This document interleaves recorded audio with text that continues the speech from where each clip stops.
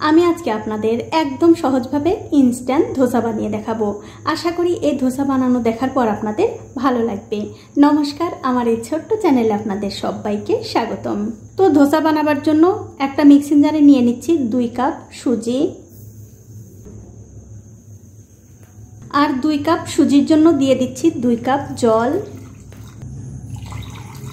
আর দিয়ে দিচ্ছি 1 কাপ টক দই। যেহেতু আমি 2 কাপ সুজি নিয়েছি তার জন্য 1 কাপ টক দই দিয়ে দিলাম। এবারে সবকিছু একটু ভালো করে মিশিয়ে নিয়ে মিক্সিতে খুব ভালো করে বেটে নিতে হবে। এখন আমি এই ব্যাটারটা অন্য একটা পাত্রে ঢেলে নিচ্ছি। আর বন্ধুরা, এই ব্যাটারটা কিন্তু করতে হবে অবশ্যই একটু মিহি করে।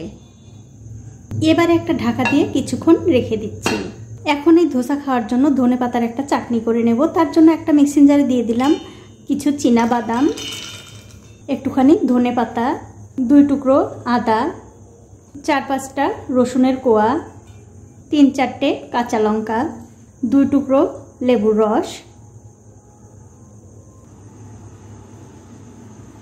সামান্য একটু বিট নুন, পরিমাণ মতো সাদা নুন, 1/2 চামচ চিনি, আর 1 চামচ দিয়ে দিলাম টক দই। সবশেষে এর মধ্যে একটুখানি জল দিয়ে মিক্সিতে খুব ভালো করে বেটে নিতে হবে। দেখুন, মিক্সিতে কিন্তু আমি খুব ভালো করে বেটে নিয়েছি। আর এই চাটনিটা কিন্তু খাওয়ার জন্য একদম রেডি হয়ে গেছে। এখন আপনারা চাইলে কিন্তু এই চাটনির মধ্যে একটু ফোড়ন দিতে পারেন, তবে ফোড়ন না দিলেও কিন্তু এই চাটনিটা খেতে ভালো লাগবে। এবারে এই চাটনিটাও আমি একপাশে রেখে দিচ্ছি। এখন একটা ফ্রাই প্যানে দিয়ে দিচ্ছি একটুখানি সাদা তেল। কিছুক্ষণ পর যখন দেখবেন তেলটা ভালো করে গরম হয়ে গেছে, তখন এর মধ্যে দিয়ে দিতে হবে একটু কালো সর্ষে আর 2টো শুকনো লঙ্কা। এবারে সর্ষে আর লঙ্কাটা একটু তেলের সঙ্গে ভালো করে ভেজে নিতে হবে। তবে বন্ধুরা, আপনাদের ঘরে যদি কারি পাতা থাকে অবশ্যই কারি পাতা দেওয়ার চেষ্টা করবেন। আমার ঘরে আজকে কারি পাতা নেই, তাই আমি দিতে পারলাম না। এখন এই ফোড়নটা তেলের সঙ্গে ভালো করে ভেজে নিয়ে গরম গরম অবস্থায় এই ফোড়নটা চাটনির মধ্যে দিয়ে দিতে হবে। তারপর এই চাটনির সঙ্গে মিশিয়ে নিলেই কিন্তু এই চাটনিটা খাবার জন্য একদম রেডি হয়ে যাবে। দেখুন, এটা কিন্তু রেডি হয়ে গেছে। এটা আমি একপাশে রেখে দিচ্ছি। এবারে যে সুজির ব্যাটারটা করে ঢেকে রেখেছিলাম তার উপর থেকে ঢাকাটা তুলে নিলাম। তুলে নিয়ে এর মধ্যে দিয়ে দিচ্ছি স্বাদ মতো নুন, আর দিয়ে দেব 1 প্যাকেট ইনো। ইনো যদি আপনাদের ঘরে না থাকে সেক্ষেত্রে আপনারা বেকিং পাউডার, বেকিং সোডাও দিতে পারেন। এবারে ইনোর উপরে সামান্য একটু জল দিয়ে খুব ভালো করে এই ব্যাটারের সঙ্গে মিশিয়ে নিতে হবে। আর ইনো দেওয়ার ফলে কিন্তু দেখবেন এই ব্যাটারটা অনেকটা ফুলে ফেপে উঠেছে, মানে একটু হালকা হয়ে গেছে। এবারে ইনোটা কিন্তু খুব ভালো করে মিশিয়ে নিতে হবে। দেখুন, ইনো কিন্তু আমি এই ব্যাটারের সঙ্গে খুব ভালো করে মিশিয়ে নিয়েছি।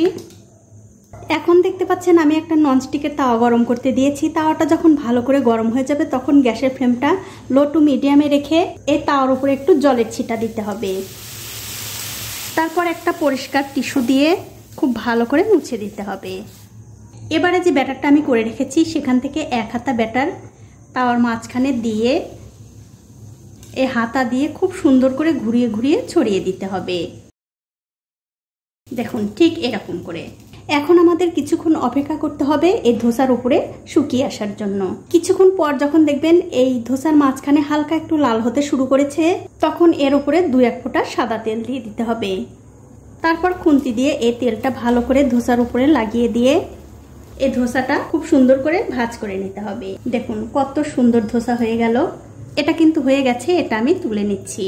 আর বন্ধুরা, যতবার আপনারা ধোসা দেবেন ততবারই কিন্তু এরকম একটু জলের ছিটা দিয়ে টিস্যু দিয়ে মুছে নিতে হবে। আমি আরও একটা ধোসা বানিয়ে আপনাদের দেখিয়ে দিচ্ছি। আর আমার এই রেসিপিটা যে সকল বন্ধুরা ফেসবুক থেকে দেখছেন তাদের কাছে আমার একটাই অনুরোধ, অবশ্যই আমার এই পেজটিকে ফলো করে দেবেন। তাহলে যখনই আমি নতুন কোনো ভিডিও নিয়ে আসবো সবার আগে কিন্তু আপনি দেখতে পাবেন। দেখুন, ঠিক এরকম করে দিয়ে দিতে হবে। কিছুক্ষণ পর যখন দেখবেন এই ধোসারও মাঝখান দিয়ে এরকম একটু লাল হতে শুরু করেছে, তখন এর ওপরেও একটুখানি সাদা তেল দিয়ে দিতে হবে। বন্ধুরা, এখানে আরও একটা কথা, আপনারা যদি এই ধোসাগুলো ননস্টিকের তাওয়াতে বানান তাহলে শুধু জলের ছিটা দিলেই হবে। আর যদি লোহার তাওয়াতে বানান তাহলে সামান্য একটু তেল ব্রাশ করে জলের ছিটা দিয়ে এই ধোসাগুলো তাওয়ার উপরে দেবেন। তাহলে এই ধোসাগুলো তাওয়ার সাথে আর একটু আটকে যাবে না। দেখুন, আপনাদের সঙ্গে কথা বলতে বলতে এই ধোসাটাও কিন্তু হয়ে গেছে। এটাও আমি তুলে নিচ্ছি। আর এই একই রকম করে কিন্তু সবগুলো বানিয়ে নিতে হবে। তো এই দেখুন বন্ধুরা, এক এক করে কিন্তু আমি সবগুলো ধোসা বানিয়ে নিয়েছি। এখন আপনাদের একটা ধোসা ছিঁড়েও দেখাচ্ছি কতটা সুন্দর হয়েছে। খেতে কিন্তু অসাধারণ হয়, বাচ্চা থেকে বড় সবাই পছন্দ করবে। আর এই ধোসাগুলো এরকম ধনেপাতার চাটনির সঙ্গে খেতে কিন্তু অসাধারণ লাগে। তো বন্ধুরা, আমার আজকের এই রেসিপিটা আপনাদের কেমন লেগেছে? যদি ভালো লেগেই থাকে অবশ্যই একটা লাইক, কমেন্ট আর শেয়ার করতে ভুলবেন না। আজ এই পর্যন্তই, দেখা হবে অন্য কোনো নতুন ভিডিও নিয়ে।